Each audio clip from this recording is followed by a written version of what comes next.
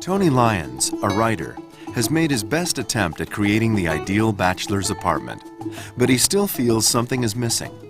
He has asked Rachel Ashwell to suggest shabby chic ideas in his home to make it warm and comfortable. One project was the coffee table, which Tony refurbished himself. If I recall, this table had a slightly more of a shiny finish to it. Yeah, I stripped that down, sort of ended up being a much larger project than I'd imagined, typical of a guy.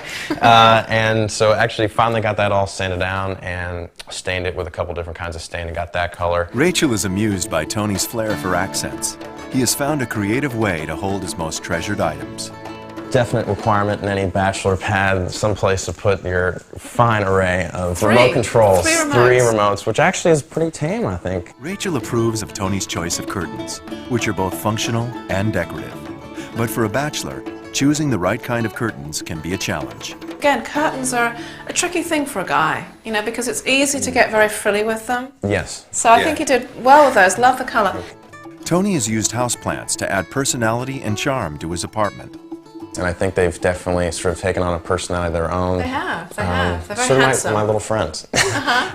Tony considered the climate and amount of light that his home receives before buying the plants. I know plants of this size probably were a little bit costly. Yes, they were definitely sort of an unplanned expenditure, but I'm very, very happy with them. To keep the plants looking fresh, Tony suggests not overwatering and taking a damp cloth to dust off the leaves. Despite Tony's devotion to his remote controls, Rachel sees the coffee table as an ideal place for some earthy accents. Over to the table here, which of course is the home of the remotes. Yes. I knew I couldn't disturb that whole concept too much. Sacred, and we'll keep it that way.